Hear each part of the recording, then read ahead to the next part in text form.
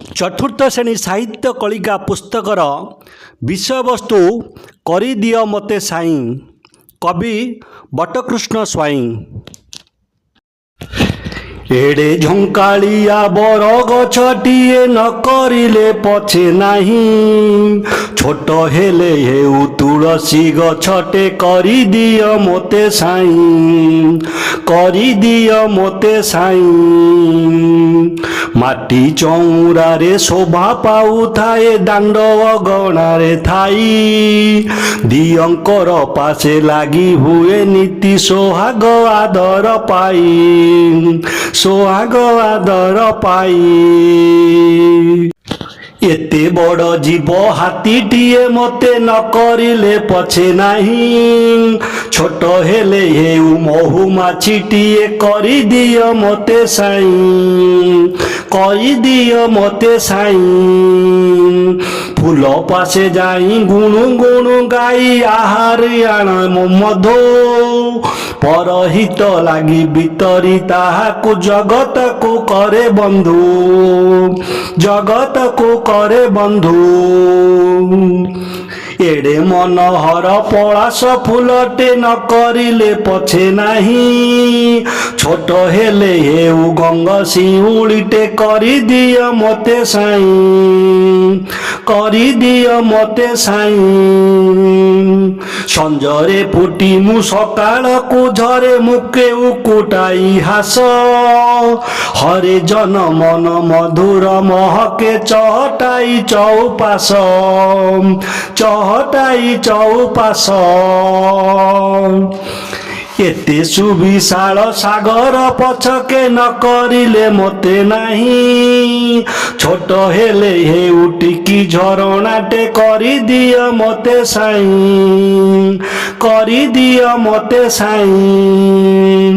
କୁଳୁ କୁଳୁ ଗୀତ ଗାଇ ଦିବା ନିଶି ଡେଇଁ କେତେ ଗିରିବନ, ଭିତରି ଶୀତଳ ମଧୁର ଜଳ ମୁଁ ତ ସୁଥିବି ଜନମନ, ତ ସୁଥିବି ଜନମନ। ଏଡ଼େ ମନ ଲୋଭା ପୁନେଇ ଜନମୁ ନହେଲେ ପଛକେ ନାହିଁ, ଛୋଟ ହେଲେ ହେଉ ମାଟି ଦୀପଟିଏ କରିଦିଅ ମୋତେ ସାଇଁ, କରିଦିଅ ମୋତେ ସାଇଁ। ଜଳି ଜଳି ଯାଉ ସଳିତାଟି ମୋର ଅନ୍ଧାରେ ଆଲୋକ ଦେଇ, ପରହିତେ ଯିଏ ଜୀବନଟା ଦିଏ ଜଗତରେ ଧନ୍ୟ ସେଇ, ପରହିତେ ଯିଏ ଜୀବନଟା ଦିଏ ଜଗତରେ ଧନ୍ୟ ସେଇ, ଜଗତରେ ଧନ୍ୟ ସେଇ। କବି ଏହି କବିତାରେ ପରମେଶ୍ୱର ଈଶ୍ୱର ବା ଭଗବାନଙ୍କୁ ସାଇଁ ସହ ସମ୍ବୋଧନ କରିଛନ୍ତି।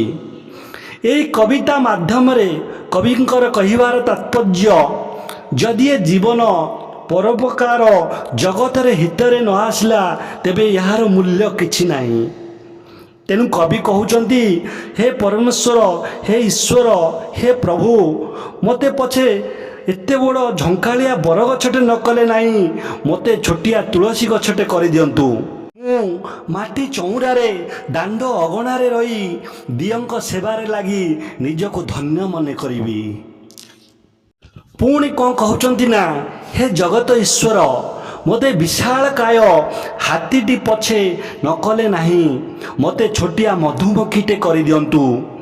ମୁଁ ଏ ଫୁଲକୁ ସେ ଫୁଲ ଗୁଣୁ ଗୁଣୁ ଗୀତ ଗାଇ ଗାଇ ମଧୁ ସଂଗ୍ରହ କରିବି, ଆଉ ସେହି ମଧୁକୁ ଭିତରି ବା ପ୍ରଦାନ କରି ସଭିଙ୍କୁ ଆତ୍ମୀୟତାର ବନ୍ଧନରେ ବାନ୍ଧି ନେବି, ସମସ୍ତଙ୍କୁ ନିଜର କରିନେବି। ମୋତେ ଖୁବ୍ ସୁନ୍ଦର ମନୋହର ପଳାଶ ଫୁଲଟେ ନ କଲେ ନାହିଁ, ଛୋଟିଆ ଗଙ୍ଗଶିଉଳି ଫୁଲଟେ କରିଦିଅନ୍ତୁ। ମୁଁ ସଞ୍ଜରେ ଫୁଟି ସକାଳକୁ ମଉଳି ଯାଏ ପଛେ, ମୋର ସେହି ସୀମିତ ଖୁବ୍ କମ୍ ସମୟର ଜୀବନରେ ମହକ ସୁଗନ୍ଧ ପ୍ରଦାନ କରି ମୁଁ କୋଟି ଜନମନର ପ୍ରିୟ ହୋଇପାରିବି। ପୁନର୍ବାର କବି କହୁଛନ୍ତି, ମୋତେ ପଛେ ବିଶାଳକାୟ ସମୁଦ୍ର ନ କଲେ ନାହିଁ, ମୋତେ ଟିକି ଝରଣାଟି କରିଦିଅନ୍ତୁ। ମୁଁ ବଣ ପାହାଡ଼କୁ ଡେଇଁ ଡେଇଁ ଦିନ ରାତି କୁଳୁ କୁଳୁ ଗୀତ ଗାଇ ଗାଇ ମୋର ଏ ଶୀତଳ ମଧୁର ଜଳ ଜୀବଜଗତକୁ ଉଲ୍ଲାସିତ ମନରେ ବିତରଣ କରି ବହୁତ ଆନନ୍ଦ ପାଇବି। ଶେଷକୁ କ'ଣ କହୁଛନ୍ତି ନା କବି, ହେ ପ୍ରଭୁ ମୋତେ ମନଲୋଭା ଖୁବ୍ ସୁନ୍ଦର ପୁନେଇ ଜହ୍ନଟିଏ ନ କରନ୍ତୁ ପଛେ ମୋତେ ଛୋଟିଆ ଦୀପରେ ପରିଣତ କରିଦିଅନ୍ତୁ। ମୁଁ ନିଜେ ଜଳି ଜଳି ସଳିତା ହୋଇ ଜୀବଜଗତକୁ ଆଲୋକ ପ୍ରଦାନ କରି ମୋର ଜୀବନକୁ ମୁଁ ଧନ୍ୟ ମନେ କରିବି। ପ୍ରଭୁ ମୁଁ ଧନ୍ୟ ମନେ କରିବି। ପୁନର୍ବାର କବିଙ୍କର ଉଦ୍ଦେଶ୍ୟ, କବିତାର ମୁଖ୍ୟ ସାରାଂଶ ଆମର ଦୁର୍ଲଭ ସୀମିତ କ୍ଷଣକାଳର ଜୀବନ ମଧ୍ୟରେ ଏ ଦେଶ ଜାତି ପାଇଁ ଏମିତି କିଛି କର୍ମ କରି ଛାପ ଛାଡ଼ିଯିବା ଏ ମଣିଷ ଜୀବନର ସାର୍ଥକ ହେବ।